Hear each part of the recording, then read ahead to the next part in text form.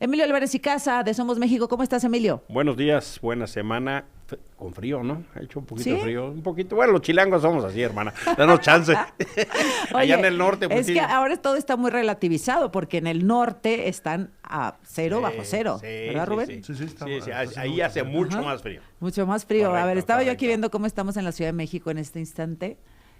Oaxaca 8, Monterrey 0, no. No, sí, ahí hace Ciudad de más México frío. 11, bueno, no importa. No Si importa, tienes no, frío, no, se no, respeta. No aguantamos nada.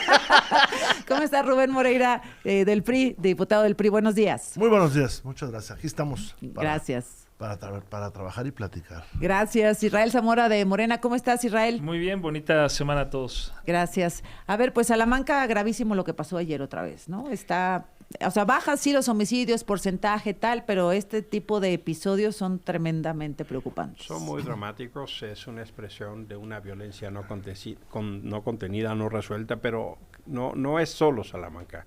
Es el reflejo de un problema. Escuchábamos, por ejemplo, la entrevista con la mamá de ese joven desaparecido El en Colima. conductor, sí. Dramático porque es un problema ya estructural y que sucede en otros problemas, en otros lugares del país. La verdad de las cosas es que el hecho real es que la violencia no solo no se resuelve, y regresamos al problema de que hay información que no se presenta, hay información estadística que nos dicen que bajan los homicidios, pero no miden todo, y sí hay un fenómeno de manipulación de la información. El hecho real es que el tema de la seguridad sigue siendo uno de los temas pendientes de estos gobiernos, y no veo la articulación con los gobiernos estatales que permita que esto disminuya. ¿Sabes qué me honestamente. preocupa muchísimo? Bueno, el tema de Salamanca lo supimos porque fue evidente, Arrollador, ¿verdad? sí. Pero en Tamaulipas no querían aceptar las autoridades la desaparición de 8 Sí. conductores, de un convoy completo. Correcto. Hasta que, bueno, pues tuvo que ser uno de los mismos familiares de las víctimas que lo confirmó, Rubén. Es una simulación muy peligrosa. Pues lo hemos estado diciendo, que no hay claridad en las cifras, pero la semana pasada el INEGI saca la encuesta nacional de seguridad pública urbana, y en diciembre de 2025 el 63.8% de la población se siente insegura. Un cambio significativo con diciembre del 2024, que era el 61%.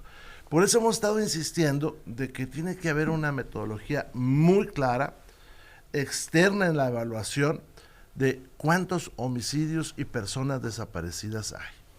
Si nosotros revisamos la encuesta, pues nos damos cuenta que hay lugares donde creció la inseguridad. Por ejemplo, Mexicali, La Paz, Los Cabos, Campeche, ¿qué te digo? De 48% pasó a 62%. Campeche, que era tranquilísimo. Sí, Milpalta, aquí en la Ciudad de México, es increíble, del 47 al 65%. Pachuca, del 47 al 59%. Entonces, algo está pasando para que la gente se sienta más insegura, y algo no se está reportando para que tengamos cifras alegres todos los días y pues echar campanas a volar y cohetes al espacio cuando la gente se siente insegura, y todos debemos de trabajar para que esto no sucediera. ¿Cómo explicar esto, Israel, sobre la baja en el número de homicidios, pero sube la percepción de inseguridad? ¿Cómo pueden estos dos factores convivir? Bueno, hay estudios muy serios, ahorita voy a buscar los que yo pude consultar, en donde hablan que hay un desfase real entre la percepción de seguridad con la disminución o aumento de delitos. O sea, cuando No es inmediato. No es inmediato, sino lleva un tiempo. Yo lo que creo es que en México se está haciendo el trabajo que se tiene que hacer. Los datos, repito, son los que comparten las propias fiscalías, porque ya lo hemos dicho aquí en esta mesa, y hay una disminución, por ejemplo, de homicidios de 93 que se cometían diario en el sexenio de Peña Nieto a los prácticamente 52 que se están cometiendo ahora. Son menos de 40 homicidios, esa diferencia real.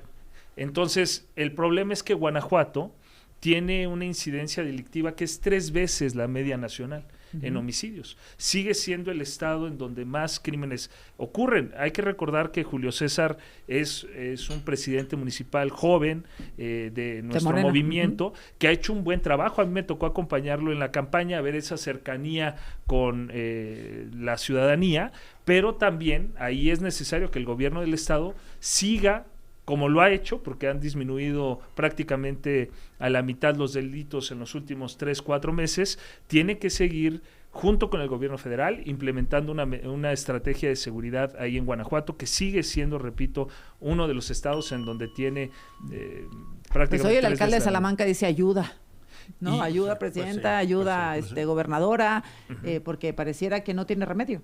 Mire, el fenómeno de la violencia me parece que tiene, sí, detonadores, pero el problema es que hay unas redes de corrupción e impunidad que siguen campeando en este país, ¿no? Así pasa.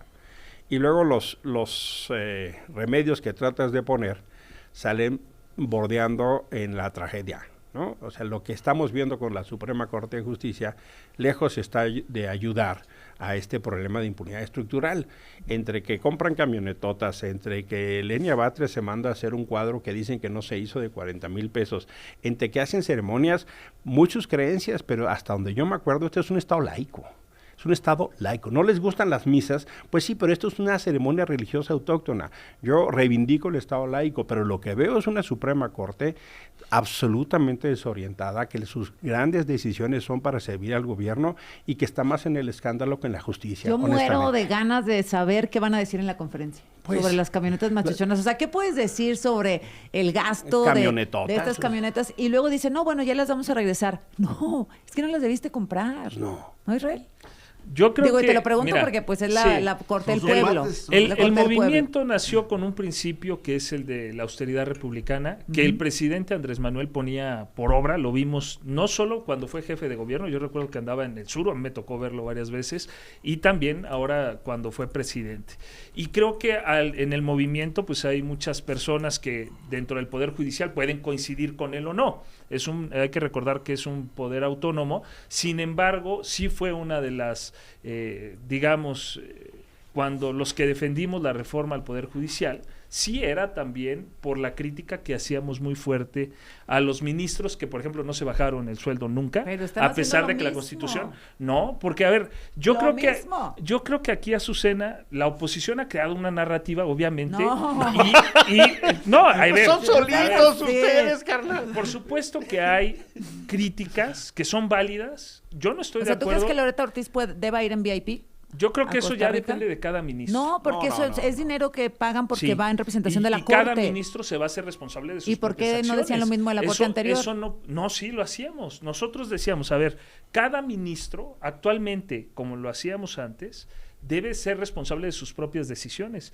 Sí, y cada uno de ellos va a asumir con las consecuencias de esas con decisiones. Norma Piña y con Lainez y etcétera. Sí, pero a ver, tú tenías una prohibición constitucional que les prohibía a los ministros de antes tener un salario mayor al de la presidenta, que nunca se disminuyeron. Estos ministros sí.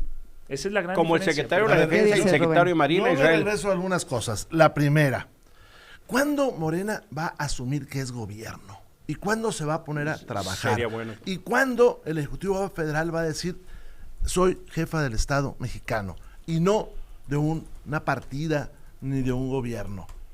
Fíjate, hace rato dicen, una comparación en relación al sexenio de Peña Nieto. El sexenio más violento que hemos tenido es el de López Obrador, hombre. Más violento por muchísimo. Pues hay que trabajar para ser transparentes, hay que trabajar... Creo que ya nos vamos a... ¡Ay, Rubén! No puede trabajar bajo presión. Nos quedan 20 larguísimos segundos. Morena tiene que ponerse a trabajar. Tiene que dejar de polarizar. Tiene que empezar a construir una verdadera coordinación. Nadie cree en esas cifras. ¿Dónde están los desaparecidos de Tamaulipas? O los que dijo la señora. A ver, ¿les parece si escuchamos a la presidenta Claudia Sheinbaum hablando de pues esta detención, entrega, lo que haya sido de Ryan Wedding el jueves en la noche?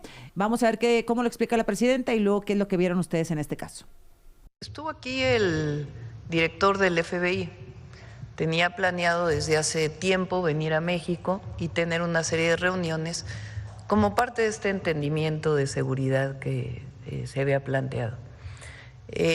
Días antes se había detenido a uno de los 10 más buscados del FBI por parte de las fuerzas federales del gobierno de México y estaba detenido. Y por otro lado, esa misma madrugada se presentó ante la embajada esta persona de origen canadiense que se entrega en la embajada por considerar, pues de acuerdo a sus consideraciones, que era mejor su entrega a que siguiera pues bajo persecución, porque tiene pues un delito en los Estados Unidos, o tiene carpeta de investigación, abierto un proceso en los Estados Unidos, no se llama ya carpeta de investigación, pero tiene un proceso abierto en los Estados Unidos, se entrega en la embajada. Cuando llega el director del FBI a los Estados Unidos, dice que esta persona canadiense, hubo un operativo bilateral que llevó a la detención de esta persona. En su momento, de inmediato lo negó el secretario de Seguridad y Protección Ciudadana, Omar García Harfuch, y después lo niega el propio embajador de los Estados Unidos en México. Después hay un comunicado de la Casa Blanca, incluso relacionado con la reunión que se estaba teniendo en Estados Unidos sobre la seguridad. Esta persona se entrega en la embajada. ¿Cuál es la mejor prueba de que se entrega? Pues una publicación que él mismo hace, no sé si la tengas por ahí.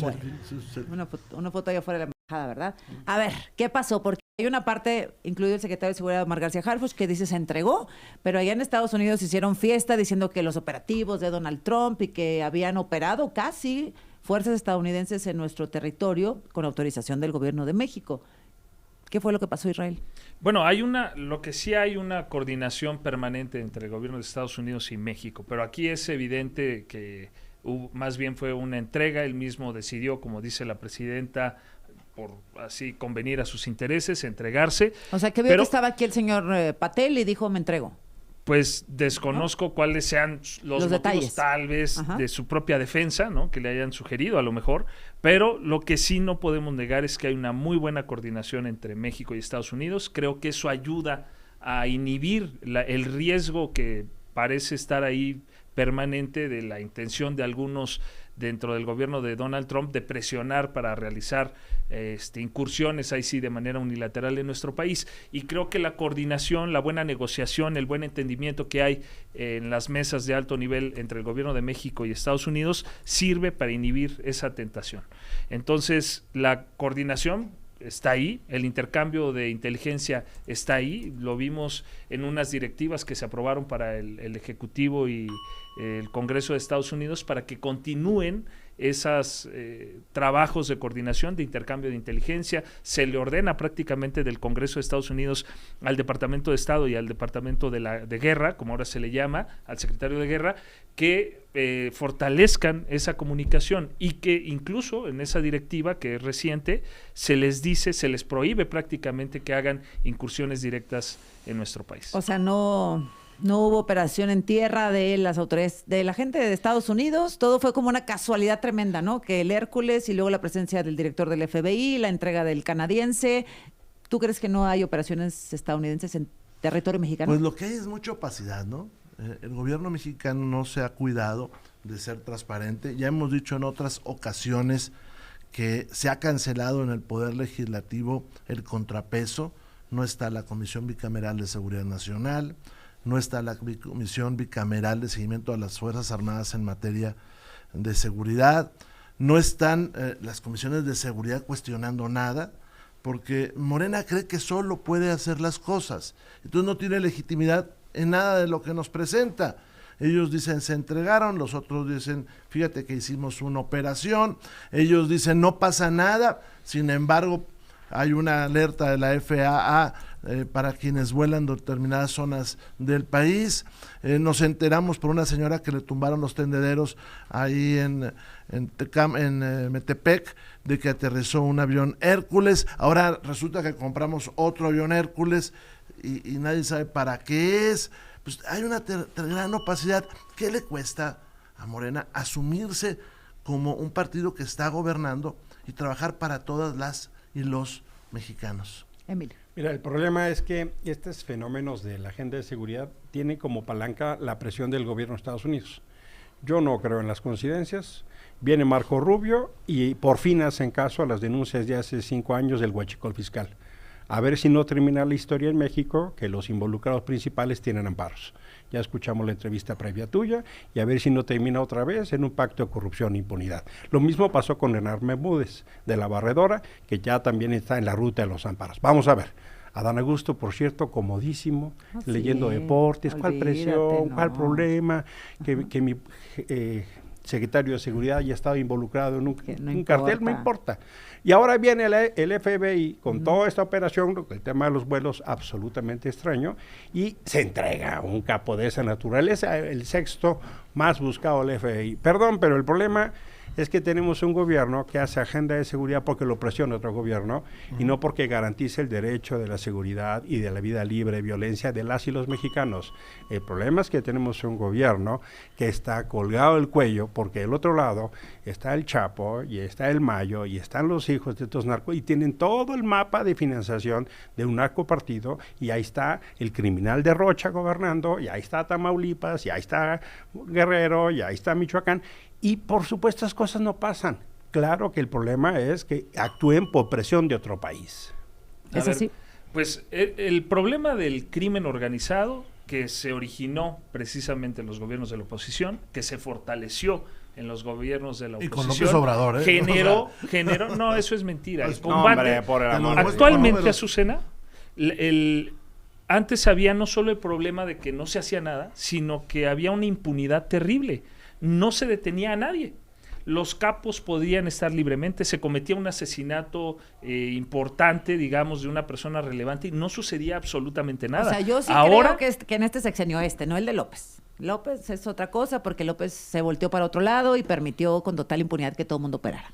Este sexenio, pues el Botox y que el canadiense y de los más buscados. La detención del Botox, si tú la ves como un hecho aislado, pues también no te da la película completa de lo que ocurre, porque el Botox es detenido por otras detenciones que se realizaron, de su contadora el mismo día en la madrugada, de otras personas que habían sido detenidas una semana antes, que condujeron a la detención de la cabeza de ese grupo del crimen organizado. Y así sucede con todos los líderes que tú ves que van deteniendo. Entonces, se acabó la impunidad. Algunos creemos que fue contundente desde el gobierno del presidente Andrés Manuel, ahora se continúa con el gobierno de la presidenta Claudia, pero eso cambió y eso ha permitido que haya una buena relación con Estados Unidos. Donald Trump tiene una manera muy agresiva de negociar incluso con sus propios aliados, ¿no? México es un aliado y, sin embargo, a pesar de la gran presión que él mismo tiene dentro de Estados Unidos para ser más fuerte en contra del crimen, hemos visto que se ha contenido por el buen trabajo del gobierno mexicano. Ahora, bueno, el gobierno de México, no López Obrador, perdón, yo no me creo esa narrativa. Lo tiene que decir la presidenta Sheinbaum, porque si no, pues en Palacio Nacional se enfurecen. Pero en este sexenio se ha cambiado la estrategia, evidentemente. Y pregunto, y me respondes al regresar, Rubén Emilio, si la presidenta no hiciera esto de entregar capos, detienes al Botox y detienes al otro y tal, pues es la manera en que está conteniendo a Donald Trump. De lo contrario, pues nos estalla la bomba en las manos, ¿no? Vamos a regresar con el tema y con lo que habla la presidenta a esta hora de la mañana respecto a la pobreza, dice, y que subió la clase media. Otro tema bien polémico. ¿Listos? La del capitalismo de cuates, la que le consigue negocios a sus empresas. No, pues adelante. Adelante, compañeros. Estábamos hablando fuera del corte. Ya estamos en la idea. ¡Ya! Avise. Pero ahorita, 2 segundos de Davos y de, pues cómo Trump se comporta de manera tan errática. Estábamos leyendo justamente un mensaje en su cuenta en su red social y dice: las encuestas falsas y fraudulentas, esto dice Donald Trump, para que no se vaya a confundir porque se parece luego a algunos discursos mexicanos. Dice Trump: las encuestas falsas y fraudulentas deberían ser prácticamente un delito penal. Por ejemplo, todos los medios anti-Trump que me cubrieron durante las elecciones del 2020 mostraron encuestas que estaban deliberadamente equivocadas. Sabían lo que hacían, intentando influir en las elecciones. Yo gané por una mayoría aplastante. Y es que a Trump le está yendo muy mal en las encuestas, ahora, ¿no? O sea, está perdiendo. Popularidad. Más del 50% están en contra de Trump. Entonces, bueno, pues ahora está desesperadísimo y dice que hay que hacer algo con las encuestas fraudulentas. Y hablábamos de cómo se comportó Donald Trump en Davos y sobre el discurso del primer ministro de Canadá, cómo reaccionó México, y en esas estábamos, Emilio. Rápidamente, nada más regreso al tema de seguridad porque creo que es importante. El fenómeno de abrazos y no balazos hizo el sello del pacto de corrupción de un partido literalmente que abrazó a los narcos. Y eso se llama Morena. Y es importante que lo entiendan y lo asuman, porque si no, el país todo paga la tragedia. Claudia Sheinbaum ha cambiado, sin decirlo, algunas acciones. Y no lo dice porque efectivamente si no se le van encima a los trogloditas de Morena. Y muchos de ellos la tienen totalmente rodeada. Pero el tema dramático es que abrazos y no balazos significó dejar hacer a los narcos y a los delincuentes y al crimen organizado, ganando territorio a manos llenas. Y eso es lo que en verdad explica por qué la percepción de inseguridad. Las cifras, perdóname, pero es Alicia en el País de las Maravillas, o más bien Claudia en el País de las Maravillas. Y muchas de ellas las manipularon como hicieron en la Ciudad de México. En la Ciudad de México hicieron el mismo fenómeno de manipular las cifras. El problema es que la conducción estructural de corrupción e impunidad fue el pacto de López Obrador que hasta la fecha estamos pagando. Ese es el tema. Y las palancas de las acciones no es la protección de las y los mexicanos, es la presión del gobierno de Estados Unidos con un personaje populista como es Trump. El problema es que los populismos se encuentran y hay espejos, mucho de lo que pasa en Estados Unidos con lo que está pasando con el gobierno de México. Son más o menos la misma cosa, aunque de pensamiento distinto. ¿Cómo se maquilla ¿Me pueden decir lo de la Corte, por favor? Quedamos de estar pendientes, sí, gracias. ¿Cómo se maquilla una cifra de homicidio? Pues es relativamente sencillo, si se quiere hacer. Hay primero una diferencia entre lo que hacía López Obrador y lo que se hace actualmente. Es decir, hoy hay un combate al crimen muy parecido al que realizaba Felipe Calderón. Esta exportación de criminales que se hizo, todos salvo uno, creo, todos son detenidos en los tiempos de Calderón y de Peña Nieto, no son de estos días. No vimos que mandaran afuera del país a ninguno de los delincuentes que hoy están en boga. Esa es una parte. Segundo, se fueron caminando la familia de los narcos cruzando la frontera. Eso sí. Segundo, dos defectos que yo le veo. La primera, muchos gobernadores no participan. Y si tú ves cómo se lleva hoy la estadística, pues borraron lo que se llamaban fuentes abiertas, entonces nadie puede comparar una con otra. Segundo, están creciendo las personas desaparecidas. Tercero, crecen otro tipo de clasificaciones dentro de la multiplicidad que hay de las mismas. Entonces se está escondiendo. Cualquier otro gobierno diría, vamos a buscar una entidad autónoma que evalúe lo que está pasando. El segundo problema que yo veo, Harfuch tendrá toda la intención del mundo de combatir al crimen, pero no tiene todas las herramientas para hacerlo, porque López Obrador le dejó minado el camino con una Guardia Nacional que no depende de él, y nos podrán hablar de coordinación y todo lo que quieran, pero eso no sucede. Y aquí está la encuesta nacional de seguridad que los contradice. A ver, ya empezó ya el presidente de la Corte, Hugo Aguilar. Vamos a escuchar cómo tratan de justificar este tema de las camionetas machuchonas. Unas ¿sí? piruetas. A ver. Agradezco al maestro Néstor Vargas, presidente del órgano de administración judicial, su presencia.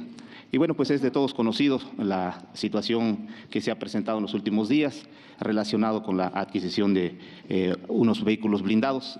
Y sobre esto es que hemos considerado importante invitarlos y dar a conocer las razones que sustentaron la decisión. Y sobre esto voy a hacer una lectura del comunicado que hemos preparado. Después el maestro Néstor Vargas también tiene información sobre el funcionamiento de la Corte y del Poder Judicial en estos primeros 4 meses y la proyección para este año 2026. Tenemos importantes ahorros en el funcionamiento administrativo que él dará a conocer. En primer lugar, yo quiero ser claro, la austeridad no es un acto simbólico, es una política de administración responsable que se ejerce con equilibrio, sin poner en riesgo la seguridad institucional, la operación del Estado, ni el cumplimiento de las funciones constitucionales. La austeridad que hemos asumido busca hacer compatible la eficiencia pública, la protección de quienes desempeñamos tareas de alta responsabilidad y el respeto irrestricto a los recursos del pueblo de México. De igual manera, quiero subrayar que la Suprema Corte actúa con plena autonomía e independencia. Respetamos a todos los poderes y, por supuesto, compartimos objetivos generales como la justicia, la transparencia, el uso responsable de los recursos públicos. Sin embargo, no pertenecemos ni representamos a ningún movimiento político.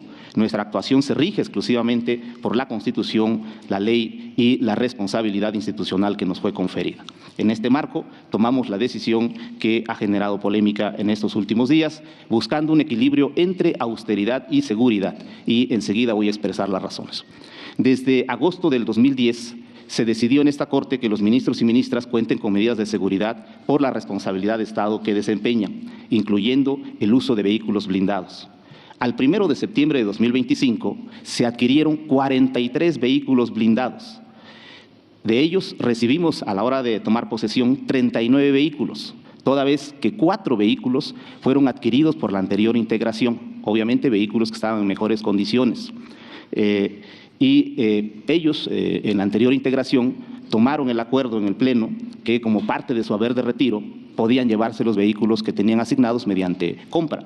Y entonces 4 vehículos de los 43 que se han adquirido desde que se decidió usar vehículos blindados, 4 de ellos fueron adquiridos por los anteriores ministros.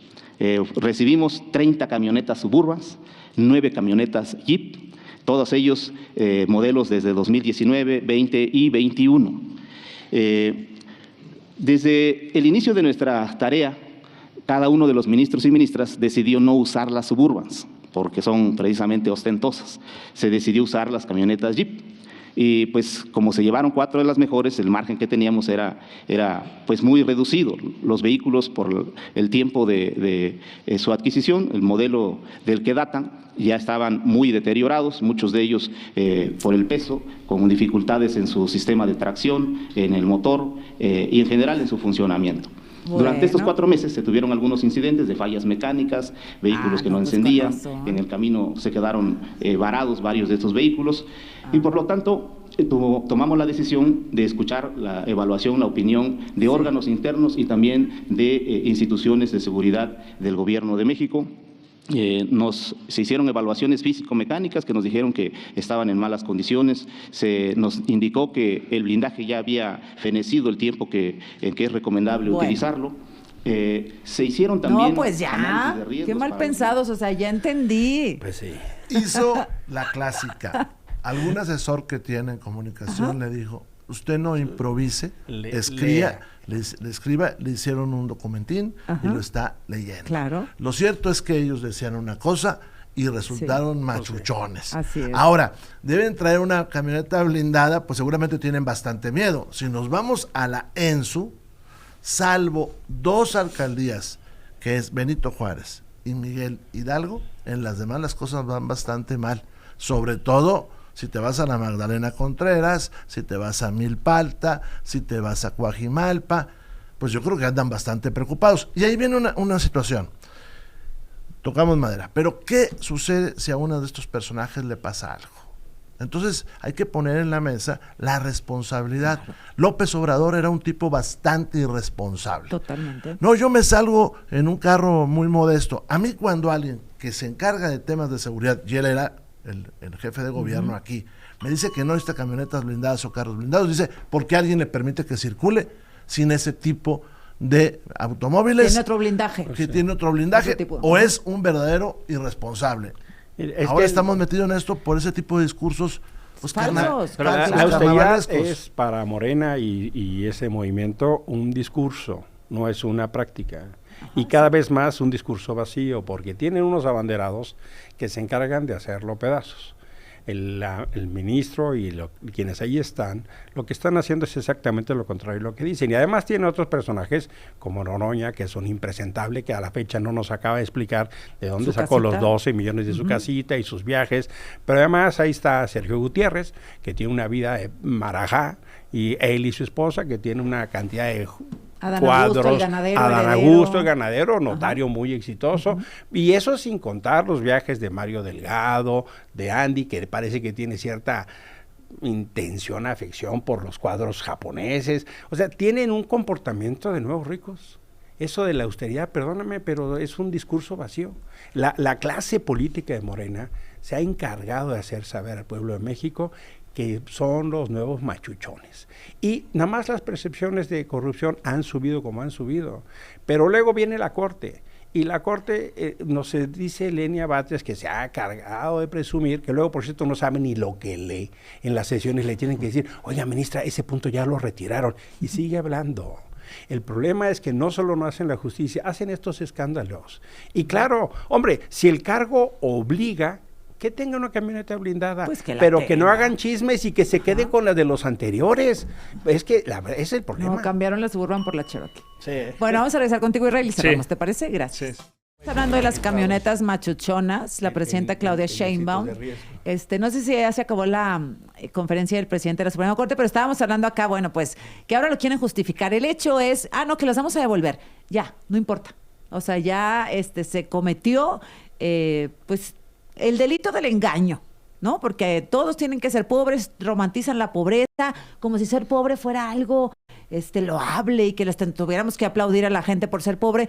No, señor, todo el mundo tiene derecho a tener una profesión, educación de calidad, servicios de salud y una mejor calidad de vida. Ahora los morenistas están condenados para siempre a fingir ser pobres. Qué feo, ¿no? Pues yo creo que no es fingir pobres, más bien es reconocer que el pueblo de México se hartó de políticos de la oposición, principalmente cuando gobernaba el PRI y el PAN, Ajá. que hacían una ostentación, compraban, recuerden el avión de Peña Nieto, cuánto costó, cómo viajaban en helicóptero, ¿El presidencial? cómo viajaban, sí, o sea, bueno, no era de él, pero era para que lo usara él. Pues sí, porque era el presidente. Pero sí iban en Y lo helicóptero compró Calderón, a jugar ¿no? golf. Empezó ¿Cuánto Calderón. era su cena? Pero recordemos eso, el pueblo de México se hartó, se cansó, y una de las cosas que permitió que llegara Morena al poder Claro. fue porque el ¿Y pueblo de ahora México por qué se andan cansó en de eso. VIP? Ahí lo que se... A ver, Puro complejo, la verdad es que eso es lo que no querían rechazar la práctica, sino tenerla ellos. el problema es que antes se utilizaba los recursos públicos para beneficiarse en lo personal. Falso. Recordemos todo el recurso que tenía la Corte para iPads, para ellos, para telefonía para ellos, para sus familiares. Pues todo ¿quién eso se quejó de que no les daban ni teléfono? Ahora, está diciendo algo muy importante el presidente de la Suprema Corte de Justicia, que es que la adquisición estuvo basada en varios criterios, incluyendo los de seguridad. Estábamos escuchando ahorita que por cuestiones de seguridad también hicieron la recomendación de que fueran blindadas.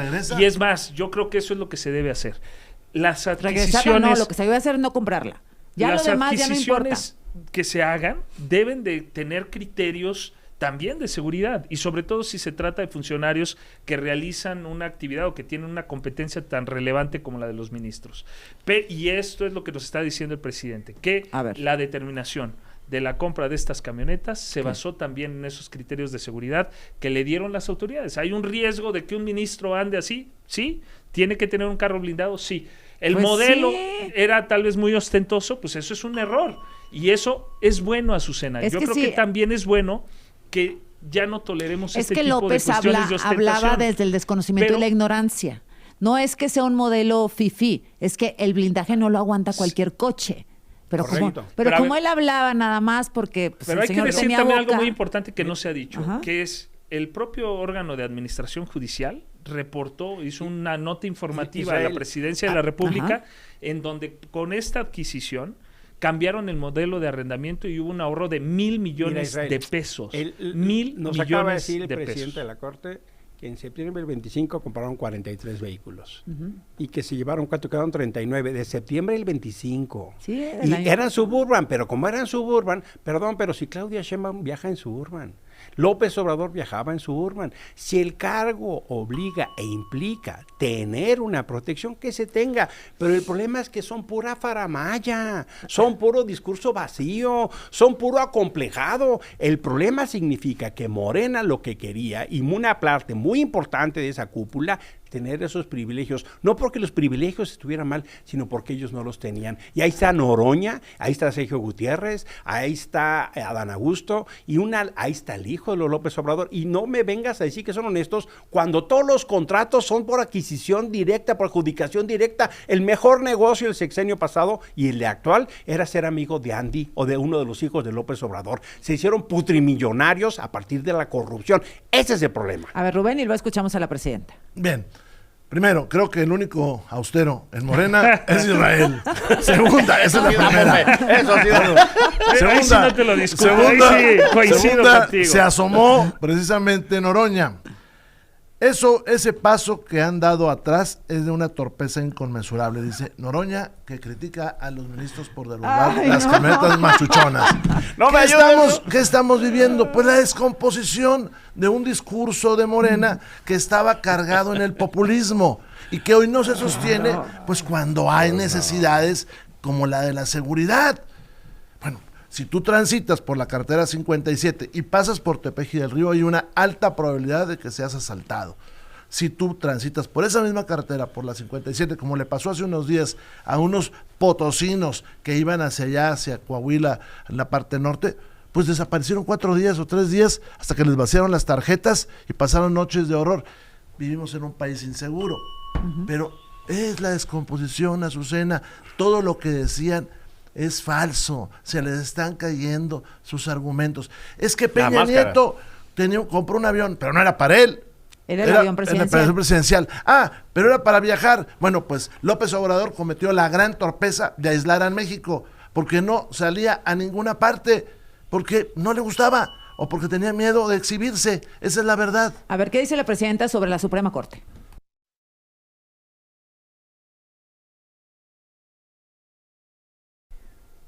A ver, ¿qué pasó? A mí me parece ¿Ya? bien.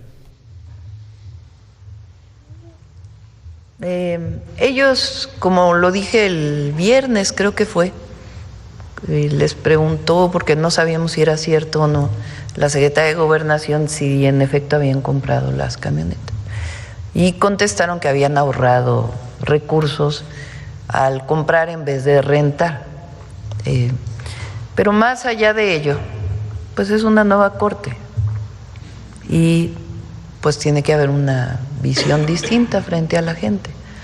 Ahora, entiendo que ellos van a dar porque vi ahí la publicación del presidente de la Corte, de Hugo Aguilar, diciendo que hoy van a dar una conferencia, creo, ¿no? Sí.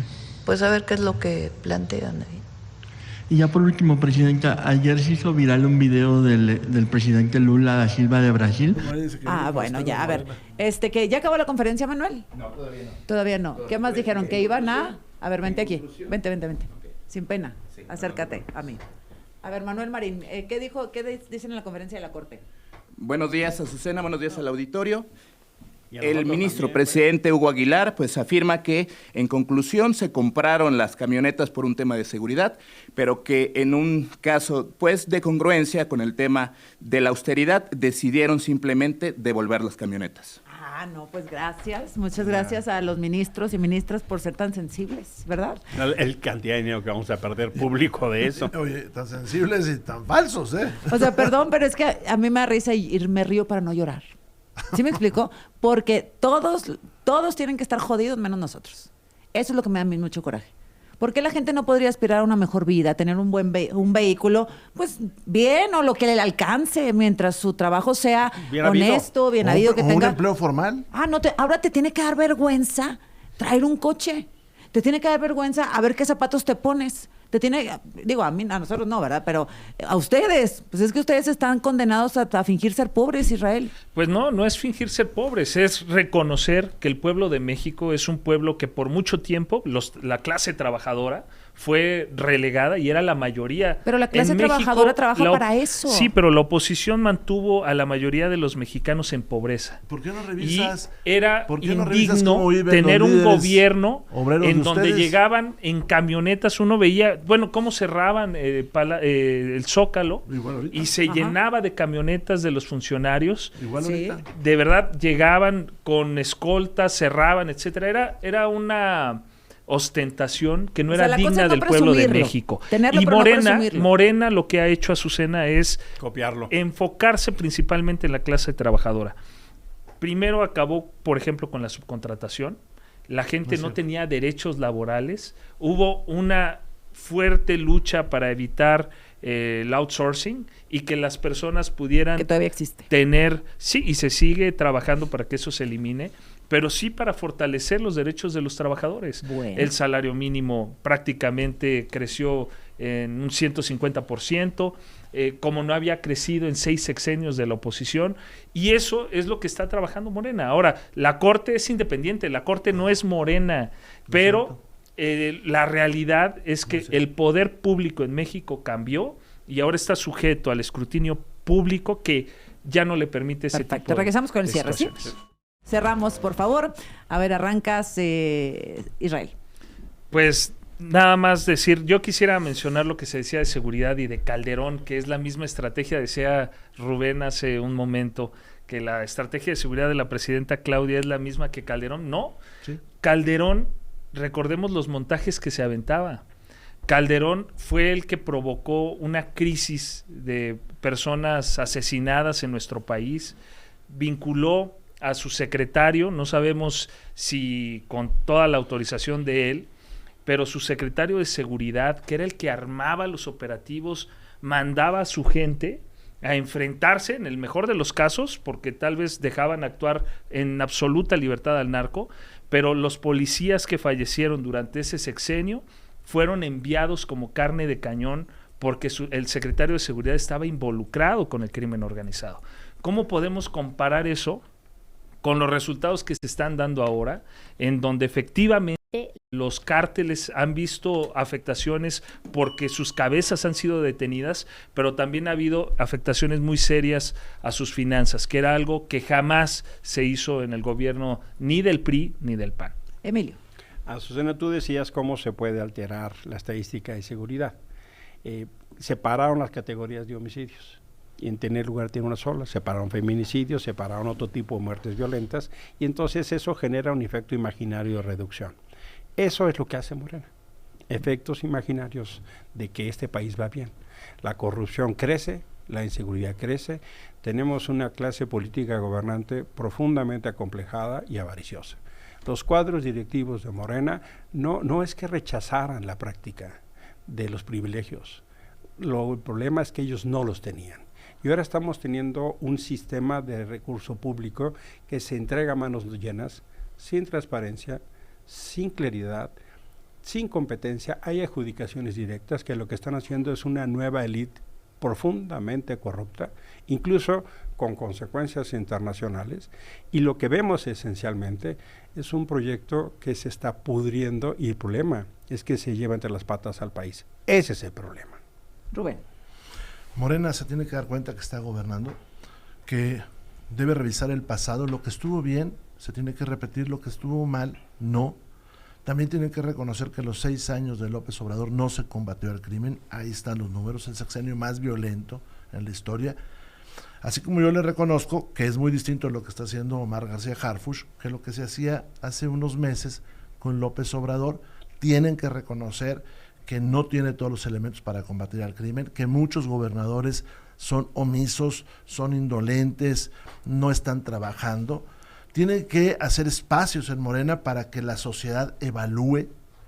Tienen que permitir en las cámaras que la oposición muestre aquellas opiniones que son buena fe. ¿Por qué no se instala la Comisión Bicameral de Seguridad Nacional? Lo hemos dicho muchísimas veces. ¿Por qué la señora Laura Itzel no hace la declaratoria de constitucionalidad del salario mínimo profesional? Porque presumen los salarios mínimos que dan los empresarios, pero aquí tienen detenidos los que debe dar el gobierno. Los policías municipales sería un salto pues, hacia adelante muy importante, que tuvieran un salario mínimo profesional y que subieran de 9,000 pesos, que es promedio, a 17,000. ¿Cuándo van a hacer cosas serias para enfrentar el crimen? ¿Cuándo tendremos mejores carreteras? Puse ahorita el ejemplo de la 57, es una verdadera trampa. Tienen que ponerse a trabajar como una política de Estado y dejar de polarizarnos y sacarnos distractores como la famosa ley Maduro. Gracias, Rubén. Gracias, Emilio. Gracias, Israel. Nos vemos la próxima semana. Gracias, un abrazo.